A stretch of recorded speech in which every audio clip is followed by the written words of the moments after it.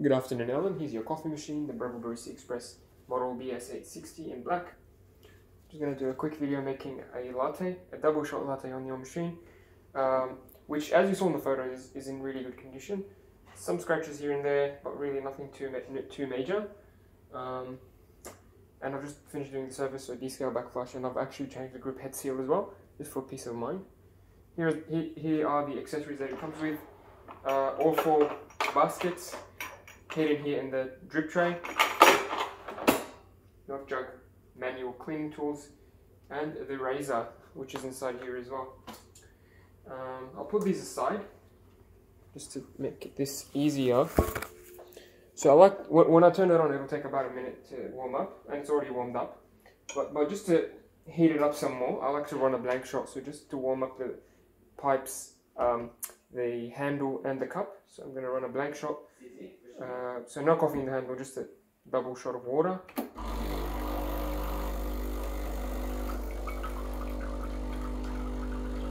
You can do this once or twice, it really is up to you.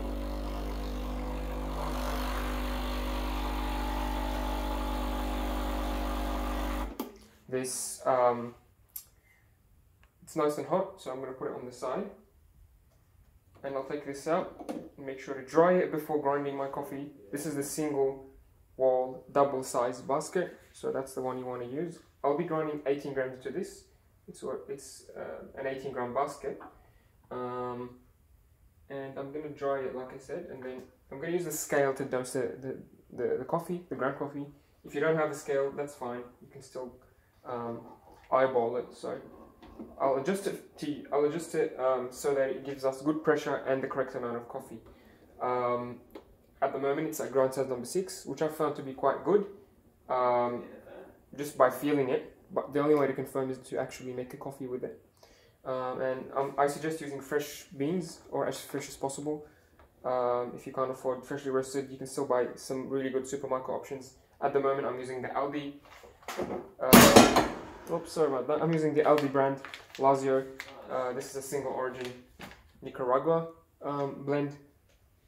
Oh, it's a Nicaragua bean, so it tastes really good so far, and I found it gives me really good pressures and really good crema on the espresso, so I'm happy with it. At the moment it's at grind size number 6. If you're using suboptimal beans or old stale beans, then you might struggle with pressure, so you might want to grind a little bit finer, 1 or 2 numbers, so keep that in mind. Anyway, this is at 12 o'clock, let's see how much it gives us, and this is at grind size number 6.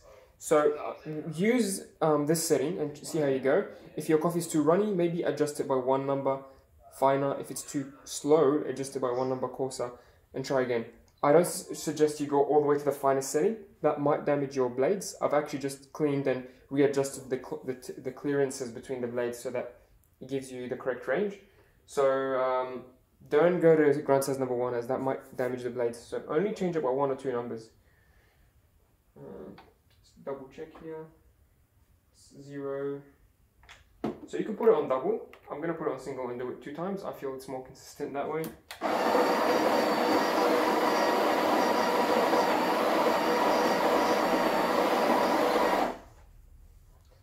Okay. So how much was that? That was 9.1 grams. Very good. This is at 12 o'clock position. I'm going to press it down and then I'm going to do that again.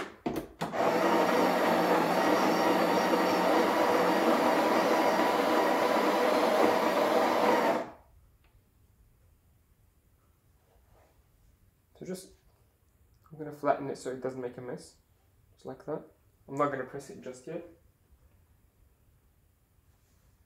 It's 18.0, perfect.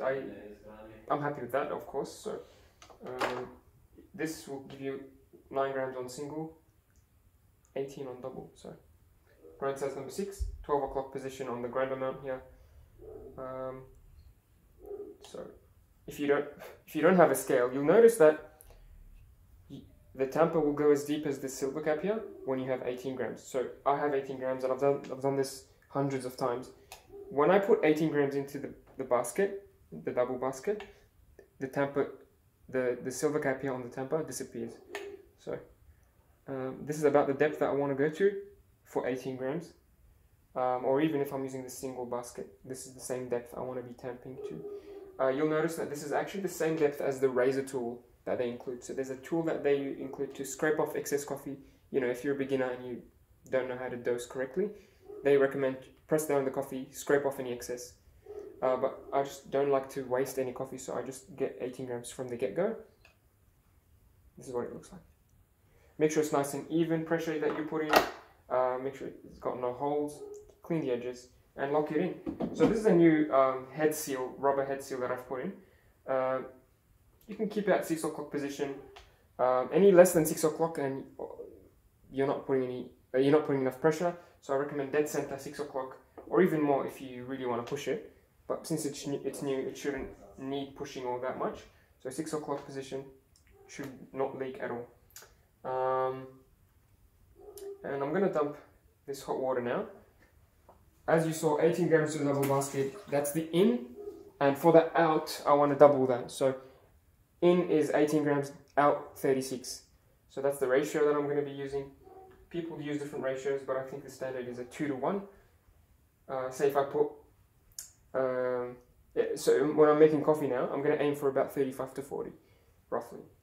And I'm going to use the scale to confirm. You want to look for a few things when making your coffees. Of course, the pressure gauge, you want it to be in the 12 o'clock, 1 o'clock range. That's about 8 to 9 bars, about here.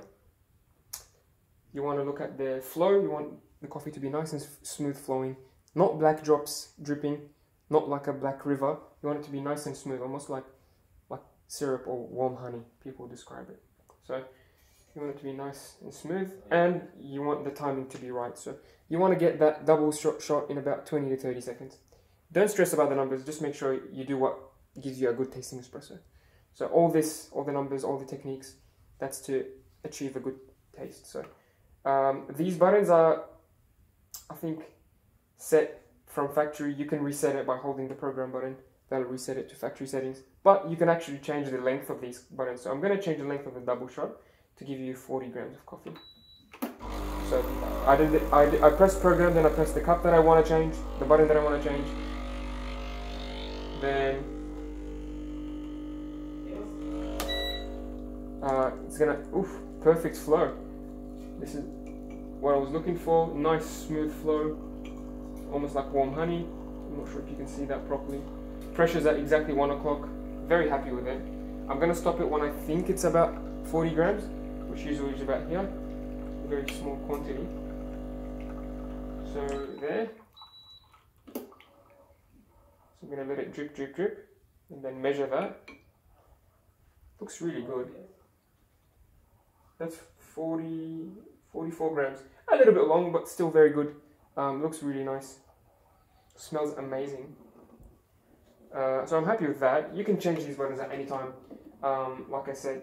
And after I've brewed my espresso, I like to run a blank shot, another blank shot this time to clean things up, just to rinse the group head, rinse the handle, clean all the oils, etc. This will actually prolong the life of your group head seal if you keep it nice and clean. So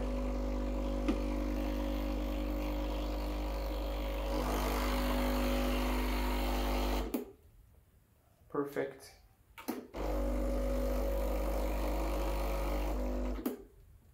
Once or twice should do the trick. Now let's do the milk steaming. So turn on the steamer, give it 10 to 15 seconds to warm up. It's a single boiler machine, so it'll need to heat up to the milk temperature. Make sure you don't make a mess. I'm gonna grab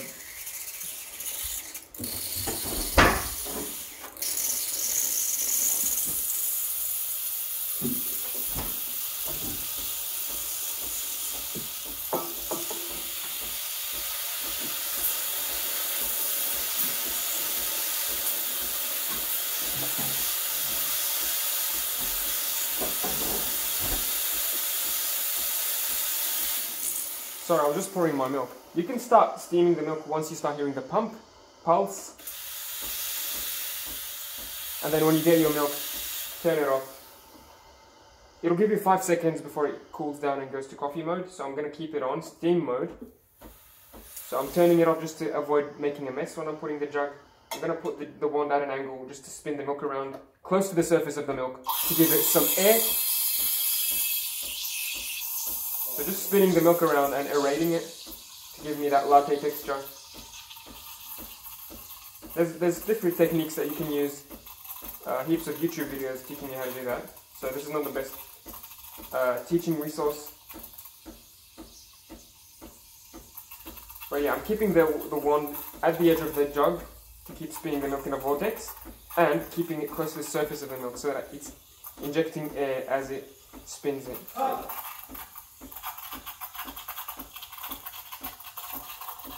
If you want to reach a cappuccino texture, you want to do this for a long time, say 30 seconds. But because it's a latte, I don't want to do this step for too long, so I'm only going to do it for about 20 seconds. You know, for a cappuccino, the quantity of the milk is a little bit different, and the amount of foam is a little bit different. And then I'm going to stop the steamer when I can't touch the jug. That should be about 60 degrees Celsius. Right there. Oh, actually, my brother likes his coffee really hot. I'm making this for my brother. So, I'm going to keep doing it until I reach about 70, which is really, really hot. I personally like it at 60.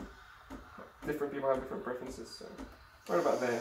Really importantly, I'm going to take it out nice and slow. I'm going to purge the wand, just to clean the insides of any milk. And then I'm going to grab a wet towel and wipe it straight away because it gets really hot and the milk will stick into it. It's going to cool down now. As we said, it'll give you about 5 seconds and then it goes back to espresso mode. Cool, you see the buttons light up. This means it's ready to make another coffee. So, it's a very smart machine. It'll do a lot of the things for you. Except for the cleaning, of course. Cool. Here's my espresso shot. And here's my milk. I'm going to tap it down just to break any bubbles. Swirl it around. Beautiful milk.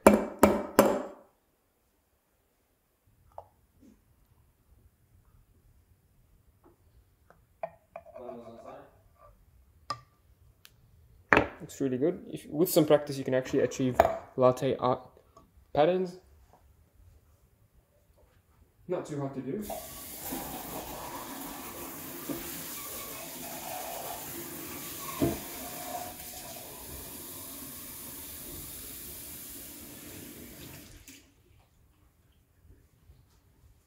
Okay. Here is your coffee. Oh, my coffee. My brother's coffee. Looks really good. I'm sure you'll be achieving just like this and better with this machine. I hope you enjoy it. If you have any questions or concerns, feel free to message me, and I'll see you soon.